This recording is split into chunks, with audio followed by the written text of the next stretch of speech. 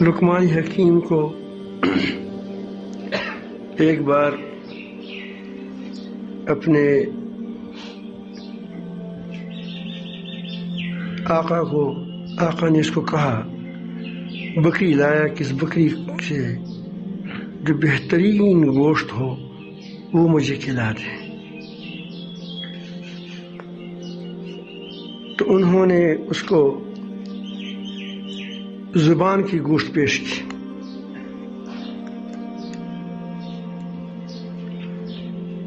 اور پھر کسی وقت دوسری بکری ان کے سامنے لایا کہ اس کے ذبح کرو اور جو حلال ہو لیکن جو بوٹی سب سے بیکار ہو وہ مجھے دے دے. تو پھر بھی اس نے زبان کو پیش کیا، بکری کا زبان. تو اس نے بڑی تعجب کیا کہ دونوں بار اچھے گوشت بھی زبان کا دے دیا کہ زبان کوئی اچھا میٹھا گوشت ہے، سب سے لذیذ گوشت ہے، اور سب سے بےخواندہ بیکار گوشت بھی کیا ہے، بدمزہ، یہ بھی زبان ہے. تو اس نے کہا کہ اگر یہ زبان اچھی رہی، صحیح بات کی کرتی رہی اور وہ تو اس سے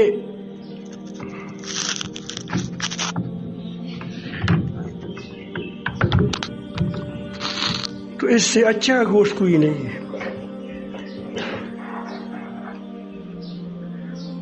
انسان کے اندر لوترا ہے، اگر یہ بیمار ہوا، یہ بدمزہ ہوا، تو اس سے بدمزہ کوئی نہیں ہے.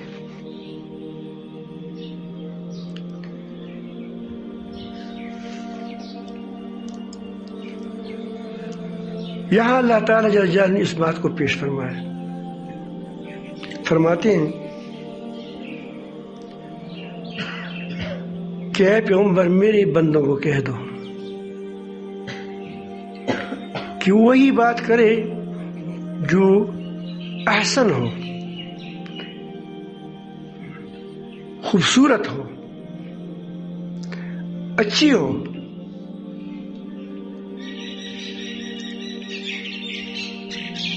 اور ایک جگہ فرماتے ہیں وَقُولُوا لِلنَّاسِ حُسْنًا، مسلمانوں کو کہتے ہیں کہ لوگوں کے ساتھ حسن والی بات کرو. یعنی معاشرے میں، معاشرے کی جوڑ میں، معاشرے کی آپس میں ملنے کی، معاشرے کی حسن خوبی میں زبان کا بڑا کردار ہے.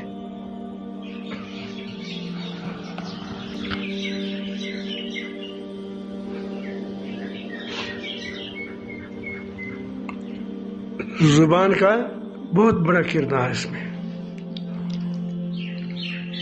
اگر معاشرے سے بد زبانی اور بدگمانی دور ہو گئی تو بہت سارے مسائل حل ہو جائیں گے.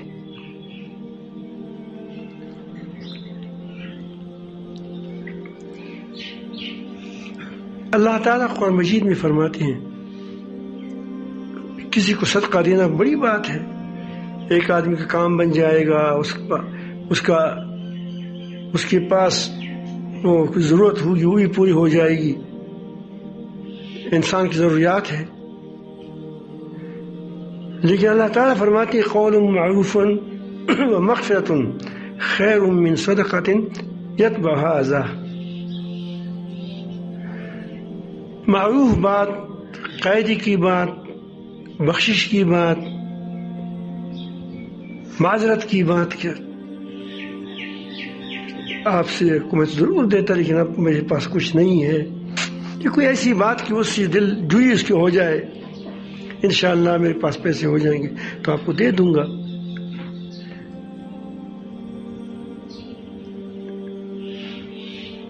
تو ایسی بات وہ کہتے ہیں کہ اس صدقے سے اچھی ہے جس صدقے کی بعد آدمی کسی اس کو تکلیف پہنچائے. تان کرے احسان جتلائے، کیونکہ میٹھی بات سے اس کا دل خوش ہو جائے گا، اس کا دل جڑ جائے گا، اور بری بات سے کیا ہو جائے گا؟ بدمزہ بات سے دے لو، تو اس سے کیا ہو جائے گا؟ اس کا دل ٹوٹ جائے گا۔ تو صدقہ تو اس لیے دیا جاتا ہے کہ تاکہ دل جڑ جائے، اور آپ نے دل کو توڑ دیا اس نے۔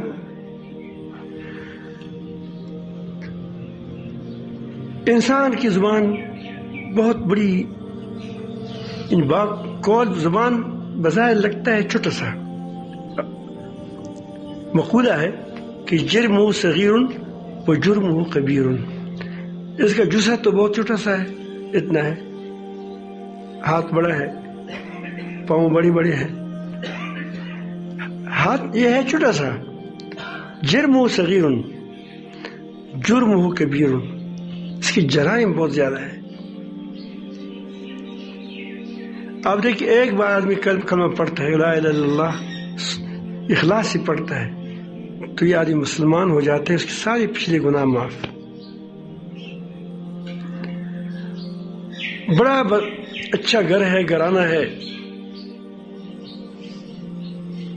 5-6 بیٹے ہیں، بیٹیاں ہیں، خوش ہیں، طلاق دے دیا بیوی کو، گھر بگڑ گیا۔ کس نے بگاڑ دیا؟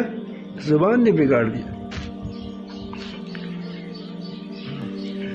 تو اخبار کڑے تھا گئے تھی موقع بلا کڑے تھا، تو نے اپنی بیٹی دے دی، اس نے کہا میں نے قبول کیا، نکاح ہو گیا، دونوں گھرانے جڑ گئے۔ تو اس زبان جوڑتی بھی ہے اور توڑتی بھی ہے لوگوں کو۔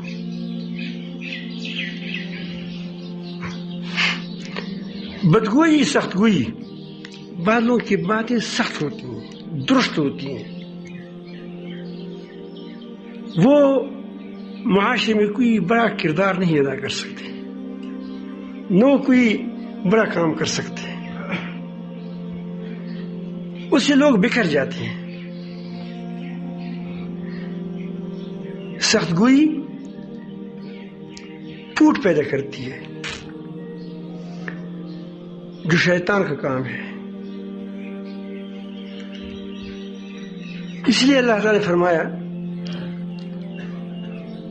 کہ شیطان یہ زبان توڑ پیدا کرتا ہے، یہ زبان سخت زبانی، سخت کلامی، یہ پوٹ پیدا کرتی ہے، اس سے جھگڑے پیدا ہوتے ہیں، اور شیطان یہ چاہتا ہے ان الشیطان ینزغ بینہم، شیطان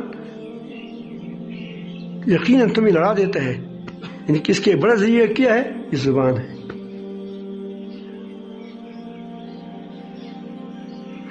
ان الشیطان کان الانسان عدوا، یہ تمہارا دوست نہیں ہے کہ جو تم کو لڑاتا ہے وہ تمہارا دوست ہے، وہ تمہارا دشمن ہے۔ شیطان تمہارا کھلا دشمن ہے، تو اس کی بات نہ مانو، رحمان کی بات مانو، رحمان کی بات مانو۔ نبی کریم صلی اللہ علیہ وسلم نے فرمایا من سکت نجا، جو چپ ہوا اسے نجات، اس کو نجات حاصل ہوئی۔ تیتر جنگل میں رہتا ہے، اگر نہ بولے تو شکاری کے ساتھ نہیں آئے گا، لیکن جب بولتا ہے تو پکڑا جاتا ہے۔ اس کی نجات اس میں ہے کہ کسی کیا رہے؟ خاموش رہے۔